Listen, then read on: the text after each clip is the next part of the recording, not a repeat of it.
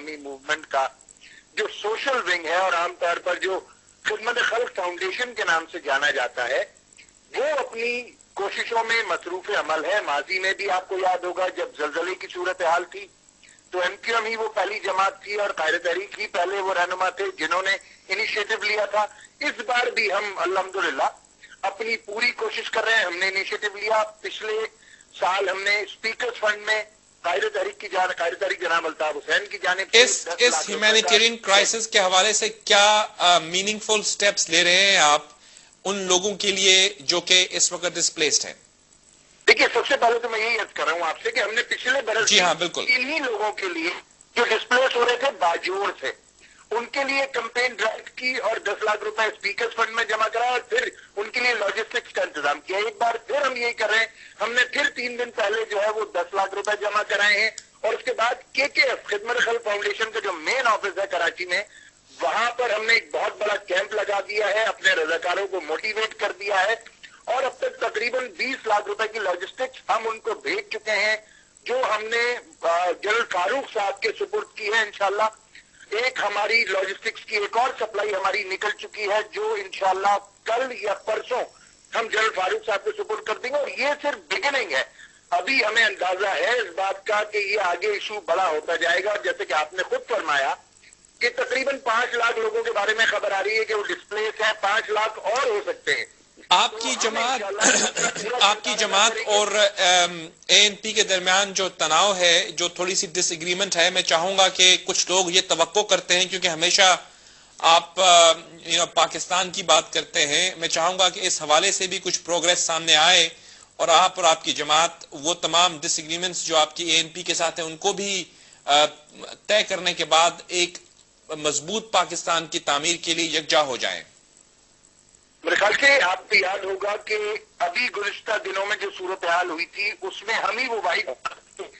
جو ان تمام دہشت گردوں کے خلاف آواز اٹھاتے تھے. وہ آواز ہماری آج بھی موجود ہے. ہمارا اس ایشو پر، طالبانائزیشن کے ایشو پر، طالبان کی موجودگی کے ایشو پر کسی جماعت سے کوئی اختلاف نہیں ہے اور ہماری پوری کوشش ہے کہ پورے پاکستان کو یونائٹڈلی لے کر چلا جائے. اگر کسی کے کوئی چھوٹے موٹے انٹرسٹ ہیں تو ہم ان کو بالائی طاق رکھ کر اس وقت صرف اور صرف پاکستان کی یونٹی کے لیے کام کرنا چاہتے ہیں اور ہم یہ چاہتے ہیں کہ اپنی فوج کو مکمل سپورٹ فراہم کریں، چاہے وہ مورال سپورٹ ہو. قائد تحریک جناب الطاف حسین تو یہاں تک کہہ چکے ہیں کہ اگر ہمیں ان کے شانہ بشانہ لڑنا پڑا تو وہ بھی لڑیں گے. ہمارا کسی سے کوئی اختلاف نہیں ہے اس ایشو پر. بہت شکریہ آپ کا.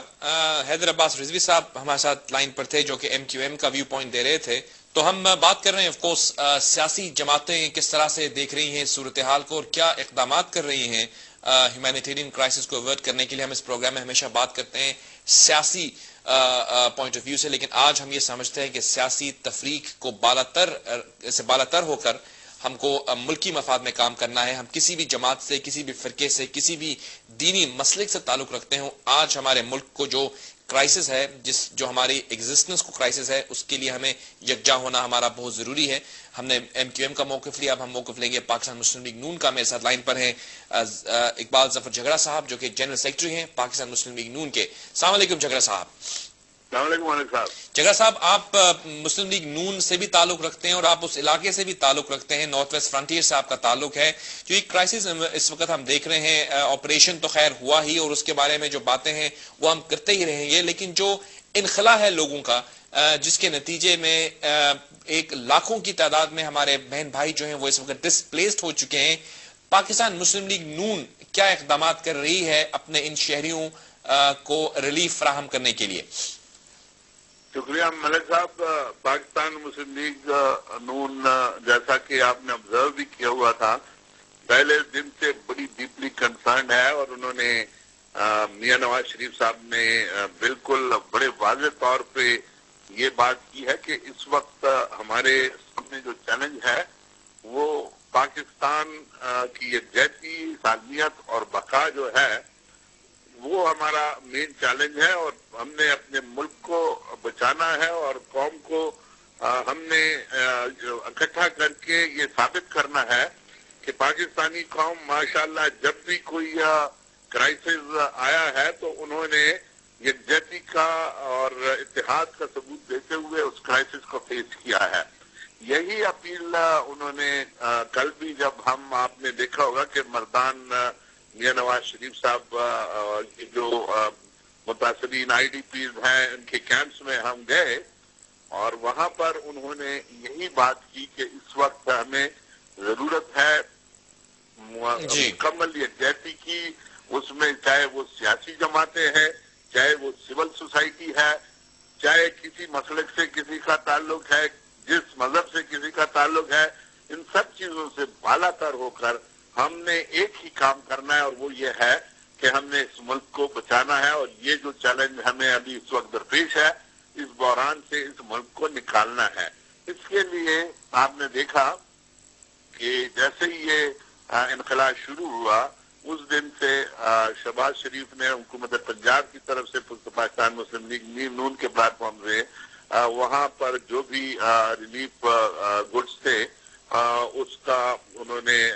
شروع کر دیا ہے اور we have already sent about 24 to 30 trucks of goods to different